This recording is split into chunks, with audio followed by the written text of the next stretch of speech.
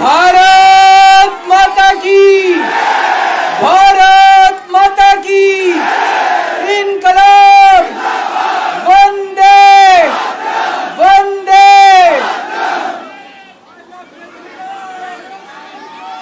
आप सब लोगों का तहे दिल से बहुत बहुत शुक्रिया। इतनी तपती धूप के अंदर इतनी देर से इतनी बड़ी संख्या में आप लोग मेरा इंतजार कर रहे हैं। मैं आपका तहे दिल से बहुत बहुत शुक्रिया अदा करना चाहता हूं। जितने लोग इस वक्त टीवी में देख रहे हैं उन सब दर्शकों का भी मैं तहे दिल से शुक्रिया अदा करना चाहता हूं। सबको मेरा नमस्कार, सबको मेरा प्रणाम। दोस्तों, सीधा जेल से मैं आप लोगों के बीच में आ रहा हूं। आपके बीच में आके बहुत अच्छा लग रहा है। 50 दिन के बाद अभी अभी मैं, मेरी पत्नी, भगवंत मान साहब, हम लोग कनॉट प्लेस में हनुमान मंदिर में गए थे। हनुमान जी का आशीर्वाद लिया, उनके दर्शन किए। फिर शिव जी के मंदिर गए, शनि जी महाराज के पास गए, उनका सबका आशीर्वाद लिया। बजरंगबली की खूब कृपा है हमारे ऊपर, हमारी पार्टी के ऊपर, देशवासियों के ऊपर। उन्हीं की कृपा से आज अचानक मैं आप लोगों के बीच में हूं। नहीं तो किसी को उम्मीद नहीं थी कि चुनाव के बीच में मैं जेल से बाहर आ जाऊंगा, लेकिन ऊपर बजरंगबली की कृपा है, हनुमान जी की कृपा है हम लोगों के ऊपर, और चमत्कार हुआ और आज मैं आप लोगों के बीच में हूं। दोस्तों, हमारी आम आदमी पार्टी एक छोटी सी पार्टी है, 2 राज्यों के अंदर है, अभी 10 साल पुरानी पार्टी है। हमारी पार्टी को कुचलने में, खत्म करने में प्रधानमंत्री जी ने कोई कसर नहीं छोड़ी। एक साथ हमारी पार्टी के 4 टॉप के नेता जेल भेज दिए एक साथ। अरविंद केजरीवाल, मनीष सिसोदिया, संजय सिंह, सतिंदर जैन। बड़ी बड़ी पार्टियों के अगर 4 टॉप के नेता जेल चले जाएं, पार्टी खत्म हो जाती है। आम आदमी पार्टी के 4 टॉप के नेता इन्होंने जेल भेज दिया। उन्होंने सोचा कि पार्टी खत्म हो जाएगी, लेकिन ये पार्टी नहीं है, ये एक सोच है। जितना ये खत्म करना चाहते हैं उतना ये बढ़ती जाती है, उतना ये बढ़ती जाती है। ये क्रश करना चाहते हैं प्रधानमंत्री जी आम आदमी पार्टी को।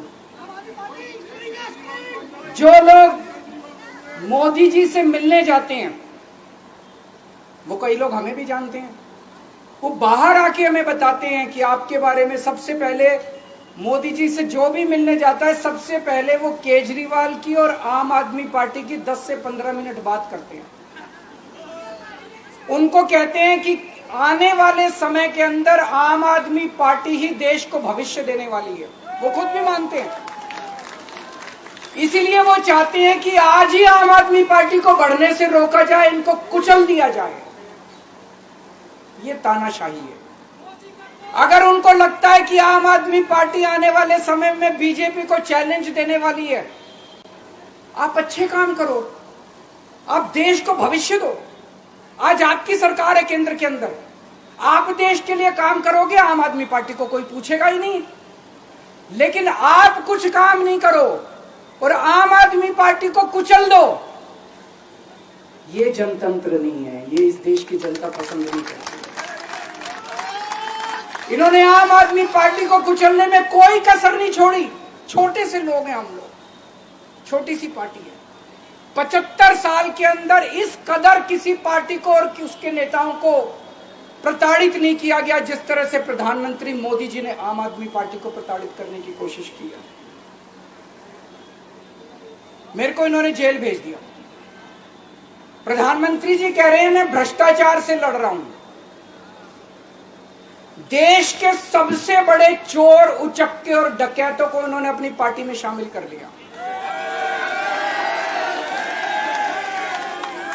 जिन लोगों को 10 दिन पहले मोदी जी कहते थे 70,000 करोड़ का इसने घोटाला कर दिया, थोड़े दिन के बाद उसी आदमी को अपनी पार्टी में शामिल करके किसी को डिप्टी सीएम बना देते हैं, किसी को मंत्री बना देते हैं और उनके सारे ईडी और सीबीआई के मामले खत्म कर देते हैं और कहते हैं मैं भ्रष्टाचार से लड़ रहा हूं। मैं मोदी जी को कहना चाहता हूं, भ्रष्टाचार से अगर लड़ाई लड़नी है तो केजरीवाल से सीखो। प्रधानमंत्री जी, भ्रष्टाचार के खिलाफ लड़ाई केजरीवाल ने लड़ी है।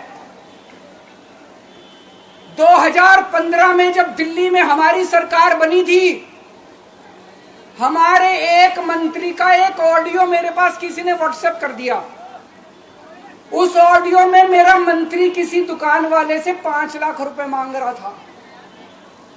किसी मीडिया वाले को नहीं पता था, विपक्ष को नहीं पता था, आप लोगों को याद होगा। मैंने अपने खुद मंत्री को सीबीआई के हवाले कर दिया, जेल भेज दिया था अपने मंत्री को। ये होती है भ्रष्टाचार के खिलाफ लड़ाई। पंजाब के अंदर मेरा एक मंत्री भ्रष्टाचार में, मेरे को पता चला कि वो पैसे मांग रहा है। वहां पे मान साहब ने उसको, किसी को भी, विपक्ष को नहीं पता था, मीडिया को नहीं पता था, हमने अपने मंत्री को उठा के जेल में भेज दिया। तुम देश के सारे चोर उचक्के डकैतों को अपनी पार्टी में शामिल कर लो और केजरीवाल को जेल भेज दो और कहो मैं भ्रष्टाचार के खिलाफ लड़ रहा हूं। तो आप भ्रष्टाचार के खिलाफ नहीं लड़ रहे प्रधानमंत्री जी। आप देशवासियों को बेवकूफ मत समझो। देश बच्चे बच्चे की जुबान के ऊपर हो रहा है कि सारे चोर चक्कों को अपनी पार्टी में शामिल करके और ईडी और सीबीआई के सारे केस उनके रफा दफा कर दे। केजरीवाल को क्यों गिरफ्तार किया? केजरीवाल को गिरफ्तार करके उन्होंने एक मैसेज दिया है सारे देश को कि अगर मैं केजरीवाल को गिरफ्तार कर सकता हूं तो किसी को भी गिरफ्तार कर सकता हूं। कोई केस नहीं होगा, कोई मामला नहीं होगा, तब भी मैं तुमको गिरफ्तार कर सकता हूं। एक बेहद खतरनाक मिशन चालू किया हुआ है प्रधानमंत्री जी ने, बहुत ही खतरनाक। देशवासियों को यह समझने की, अब जब मैं बोलने जा रहा हूं, समझने की जरूरत है। उस मिशन का नाम है वन नेशन वन लीडर। देश के सारे नेताओं को खत्म करना चाहते हैं मोदी जी और इसको 2 स्तर के ऊपर इस मिशन को चला रहे हैं।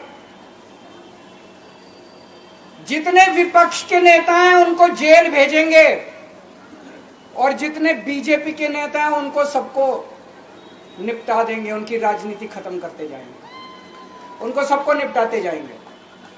विपक्ष के अंदर आज इन्होंने मनीष सिसोदिया को जेल भेज दिया, संजय सिंह को जेल भेज दिया, सत्येंद्र जैन को जेल भेज दिया, केजरीवाल को जेल भेज दिया, हेमंत सोरेन को जेल भेज दिया, ममता दीदी के कई मंत्रियों को जेल भेज दिया, स्टालिन के कई मंत्रियों को जेल भेज दिया, केरला के सीएम के पीछे पड़े हैं। अगर ये चुनाव जीत गए, मेरे से लिखवा लो एफिडेविट के ऊपर, थोड़े दिन के बाद ममता दीदी जेल में होंगी, तेजस्वी यादव जेल में होगा, स्टालिन साहब जेल के अंदर होंगे, पिनरई विजयन जेल के अंदर होंगे, उद्धव ठाकरे जेल के अंदर होंगे, जितने विपक्ष के नेता ये सारे जेल के अंदर होंगे। अगर ये चुनाव जीत गए, इन्होंने बीजेपी का एक नेता नहीं छोड़ा।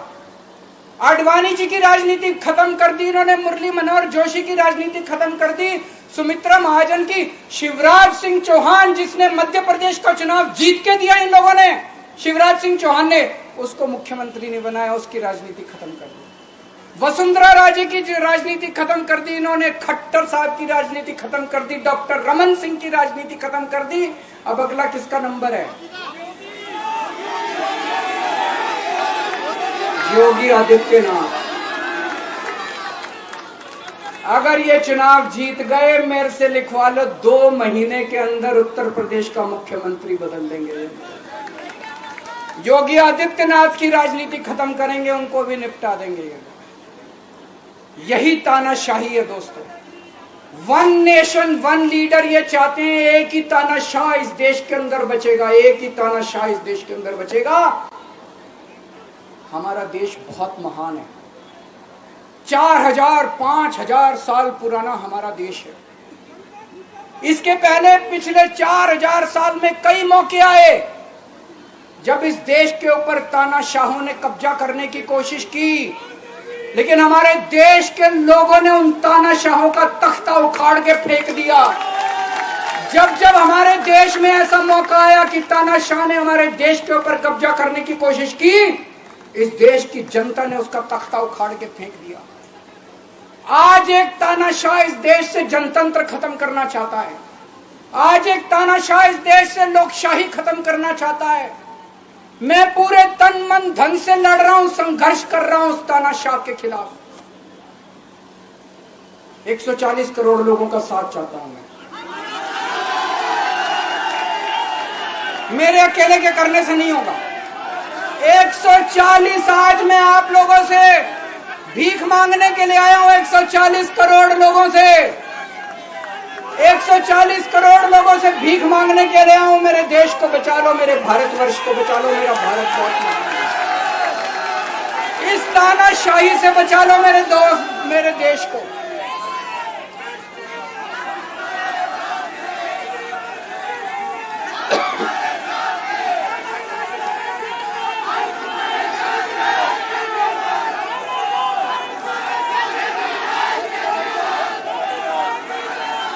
मैं सुप्रीम कोर्ट का बहुत बहुत शुक्रिया अदा करना चाहता हूं। उन्होंने 21 दिन दिए हैं, एक एक दिन में 24 घंटे हैं। मैं एक दिन में 24 में से 36 घंटे काम करूंगा। पूरे देश भर में घूमूंगा इस तानाशाही को रोकने के लिए। दोस्तों, जितनी मेरे अंदर ताकत है, मेरा सब कुछ कुर्बान है देश के लिए। मेरा तन मन धन सब कुछ कुर्बान है मेरे देश के लिए। मेरे खून का एक एक कतरा मेरे देश के लिए, मेरे शरीर का एक एक कतरा, मेरी जिंदगी का एक एक पल मेरे देश के लिए।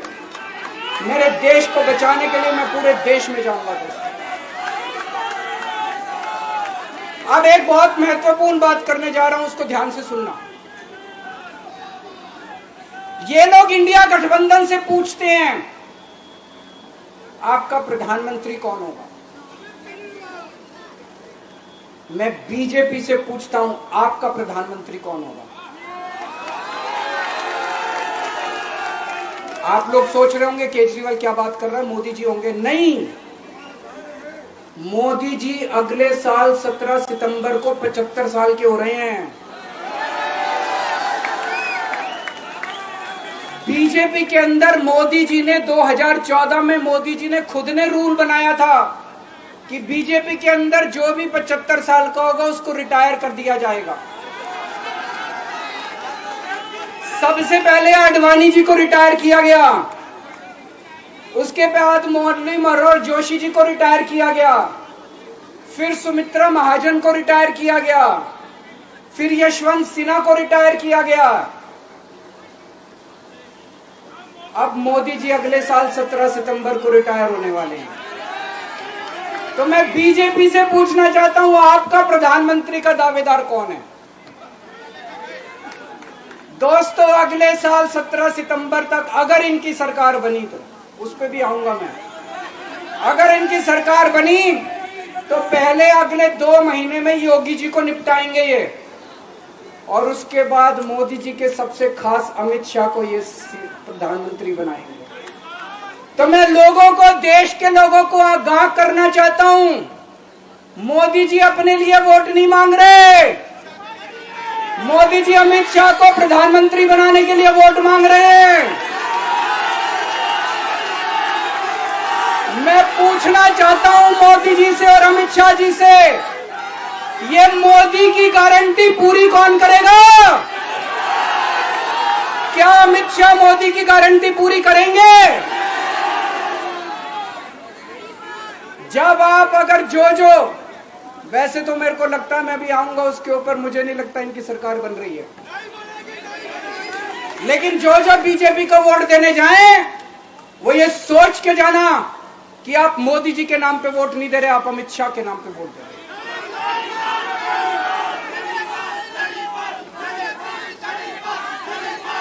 अब एक खुशखबरी है आप लोगों के लिए, अब एक खुशखबरी है। सबको बता देना जो मैंने बातें कही है, बड़ी सोच समझ के कही है। वहां बैठ के यही सोच रहा था 50 दिन से।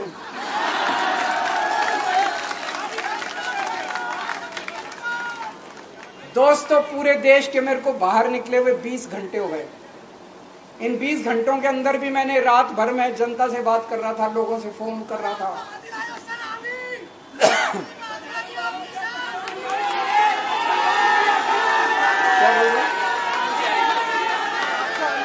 रात को आंधी आई थी।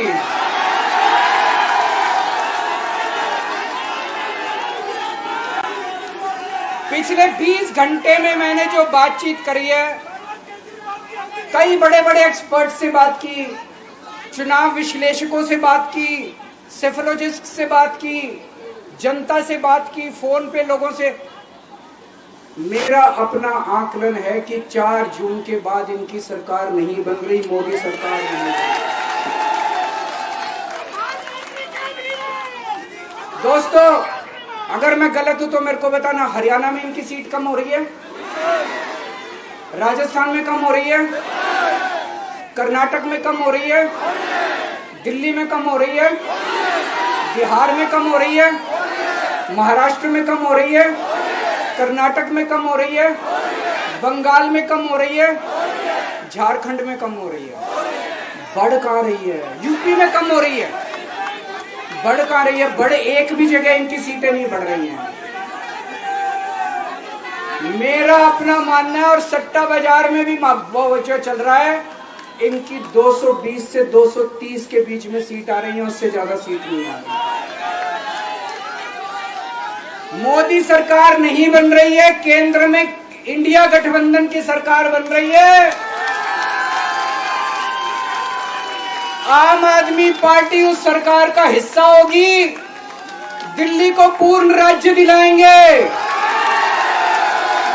दिल्ली का एलजी लोगों का एलजी होगा, दिल्ली का एलजी दिल्ली वालों का एलजी होगा। गुजरात से आया हुआ अभी, दिल्ली के लोगों का एलजी होगा, दिल्ली के लोगों का विकास होगा। एक और पॉइंट है, जब मैं जेल के अंदर था तो कुछ लोगों ने यह मुद्दा उठाया, केजरीवाल सीएम पद से इस्तीफा क्यों नहीं देता। दोस्तों, केजरीवाल को कभी किसी पद का लालच नहीं हुआ। मैं अब मंत्री, मुख्यमंत्री, प्रधानमंत्री ये सब बनने नहीं आया।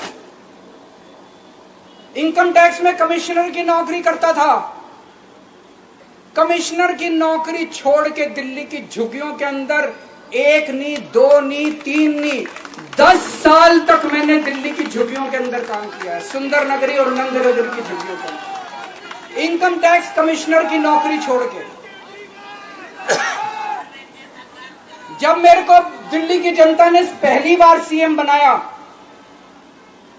असूलों के ऊपर 49 दिन के अंदर सीएम पद से इस्तीफा दे दिया था। एक चपरासी की नौकरी कोई नहीं छोड़ता।